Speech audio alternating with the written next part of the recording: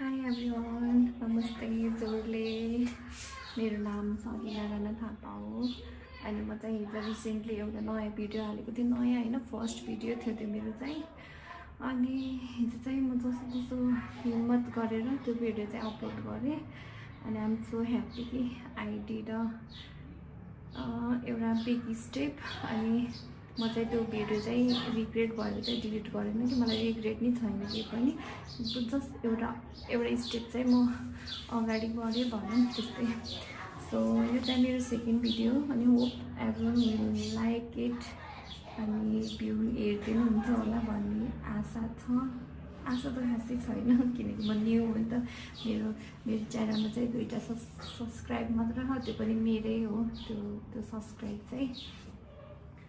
So ठिकै हो, 0देखि सुरु गर्ने नै हो जे कुरा पनि। I am so happy, I am glad I did it. अनि अबदेखि चाहिँ रेगुलर नै ब्लग हाल्छु मैले, रेगुलर नै ब्लग हाल्छु। अनि हिजोको भिडियोमा चाहिँ 7वटा भ्युज थिए। अनि 7वटा भ्युजमा नि 3टा भ्युज चाहिँ मेरै हो, तर 4वटा भ्युज चाहिँ उहाँहरूलाई चाहिँ धेरै धेरै धन्यवाद, थ्याङ्क यू हेरिदिनु भएकोमा। सो आज चाहिँ बहुत ब्लग स्टार्ट गरेको। म चाहिँ नुहाउने धुवाउने यताउता गरेर भ्याएर चाहिँ भर्खर स्टार्ट गर्दैछु ब्लग। So let's go. त्यसभन्दा के हुन्छ, I will so you guys everything है त। सो मलाई चाहिँ गरेर अफिसदेखि फोन आएको छ। अनि म चाहिँ मेरो कपडा चाहिँ एक्सचेन्ज गर्न चाहँदैछु। मैले चाहिँ योसँग चाहिँ मैले दुईचोटि एक्सचेन्ज गरी भ्याएँ कि त्यही कपडा नै। सुरुमा चाहिँ एकदम ठुलो आएको थियो, फेरि पछि रिटर्न गरेको थियो, फेरि त्यो पछि आयो, फेरि ट्राई गरेँ, अनि आइपुग्यो, फेरि ट्राई गरेँ, त्यो पछि नि फेरि रिटर्न गर्नु पऱ्यो ठुलो भएर। फेरि अहिले चाहिँ होप ठिकै आओस् भन्यो, ठिक्कको मिलेको आओस् भन्छ। किनकि मलाई पहिला चाहिँ मलाई थाहा थिएन कि मेरो साइज। सो अस्तिको चाहिँ योचोटिकोमा चाहिँ मैले नापेर नै उहाँहरूलाई मेजर गरेर नै उहाँहरूलाई मैले पठाएको छु। अनि म चाहिँ त्यो चाहिँ देखाउँछु हजुरहरूलाई। म त्यहाँ गरेर अफिस गएर देखाउँछु। ओके लिली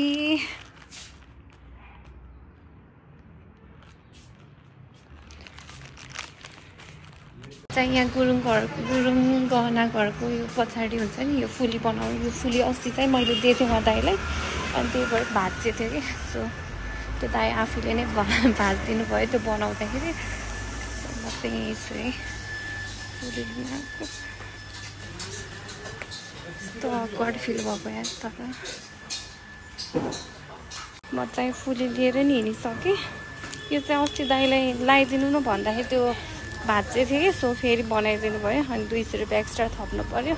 त्यही हो। अब म चाहिँ क्यान अफिसतिर जान्छु। सो म चाहिँ घर आइसकेँ। अनि मैले चाहिँ लिन गएको यही हो, चाहिँ 2टा लिनेनको प्यान्ट छ, सेम ट्राउजर जस्तो टाइपको। अनि त्यही हो लिन गएको। 200 एक्सचेन्ज गरिसक्यो अरे ल्याएर पनि। खर्चमा त त्यो हाल्ने कुरा पनि नजाने यस्तै हो। अनि सानो फुली थियो नि कानाको, त्यो पनि पहिला ठिकै थियो। त्यसको कहानी नि यति धेरै छ नि, त्यसलाई मैले अलमोस्ट 3चोटि लगभग 3चोटि गराएर बल्ल यतिको भयो क्या यो फुली पनि।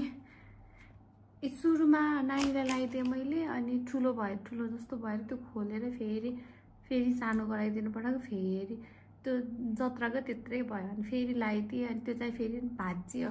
अनि फेरि गराउन दिएँ, फेरि पैसा थपेँ, फेरि नानीलाई लगाइदिएँ। अहिले चाहिँ मेरोवाला फुली चाहिँ नाकको फुली चाहिँ नानीलाई लगाइदिएको मैले, किनकि मेरो नानीको भन्दा नि मेरो सानो देखियो कि।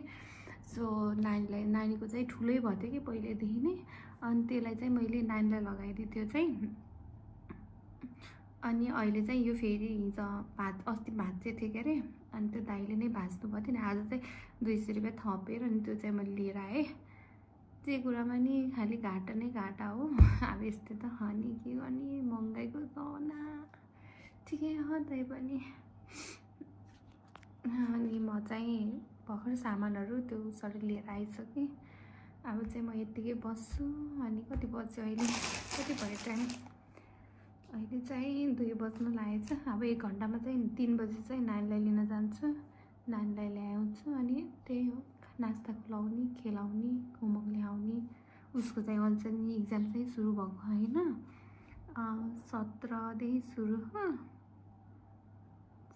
22 सम्म हामी चाहिँ 22 सम्म यही बस्छौँ पढाएर बस्छौँ त्यो पछि हेरौँ के हुन्छ अब त्यही हजुरहरूलाई अपडेट दिइरहेको हुन्छ सो किप वाचिङ मी ल भन हेलो गाइस म स्कुलबाट आइसकेँ भन म स्कुलबाट आइसकेँ हजुरहरू सन्चै हुनुहुन्छ भन हजुरहरू सन्चै हुनुहुन्छ मलाई मम्मीले लिन आउनु भयो भन मम्मीले लिन आउनु भयो सो गाइस म चाहिँ लिन आइसकेँ नानी सो म चाहिँ नानीलाई लिन आइसकेँ कस्तो हेलमेट लगाएको त सुनिँदै सुन्दैन जस्तो भयो कि सो म हेलमेट खोल्थेँ सिसा चाहिँ खोल्थेँ सो अब चाहिँ हामी कहाँ जाने गरी आज चाहिँ अब हामी घर जाने कोठामा जाने कोठामा जाने भनौँ कोठामा जाने अनि हामी बटरफ्लाई बिताइने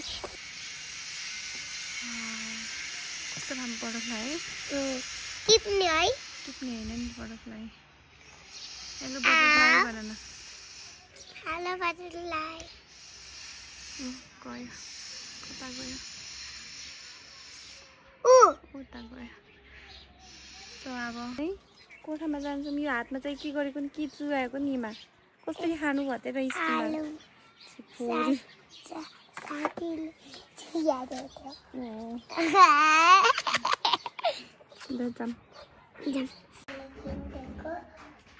के हो त्यो कसले किनिदिएको अरे हो थ्याङ्क यू भनेको खोइ त वेलकम पुतली लाउ नानु चेन्ज गर्न कम व्हाइट लिपस्टिक र व्हाइट बटरफ्लाई ओके सो हामी चाहिँ कोठामा आइसक्यौँ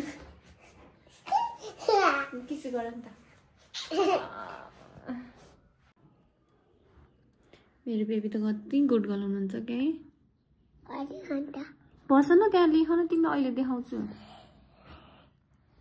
पकाएर लेख मेरो बेबी त कति गुड गर्ल हुनुहुन्छ न बेबी आउने बित्तिकै होमवर्क लेख्नुहुन्छ एप्पल खानुहुन्छ अनि कसले खाने भन न कसले खाने अनि साथीलाई दिन्छ कि नै त अमिसेसलाई नि दिन्न हौ तिम्रो साथी हेर्न र अमिसेस दिन्छु भन नि जानु पहिला तिमीले खाने अनि अमिसेसले खाने इति खोइ त मामु खोल गरिदिन्छ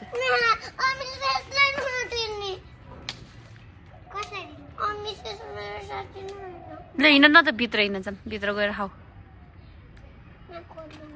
दिन्छौ कि नै त साथीहरूलाई दिन्छ हौ अमिसेसलाई ग्रीन बटे एउटा साथीलाई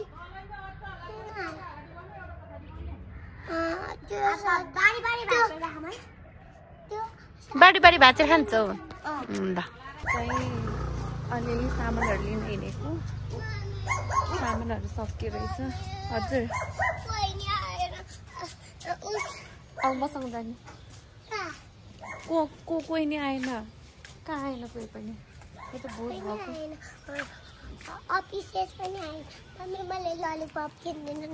भएको हामी चाहिँ फेरि सामान लिएर नि फर्किसक्यो खासै धेरै सामान त थिएन hello Mrs how are you छिटो के किन्ने कसले भनेको किन्ने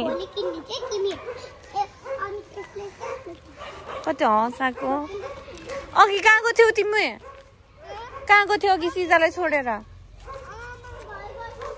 किन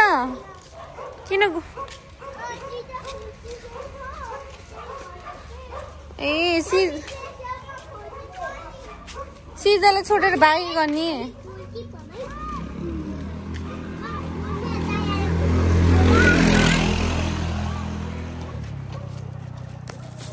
त्यही हो अब चाहिँ रात पर्न लागिसक्यो अब चाहिँ यस्तो माथि गरेर आइनु पर्यो कि खासै राम्रो भिडियो नै आएन हामीदेखि चाहिँ यस्तो हात माथि गर्छु ल घर नि आइसक्यो हामी यहीँ बस्छौँ यही घरमा बस्छौँ यो वाला घरमा यस्तो घर अब रात नि पर्न लागिसकेको छ अब पकाउनु पर्छ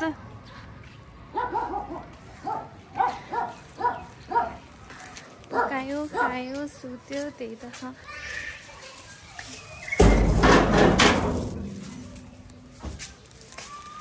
हेलो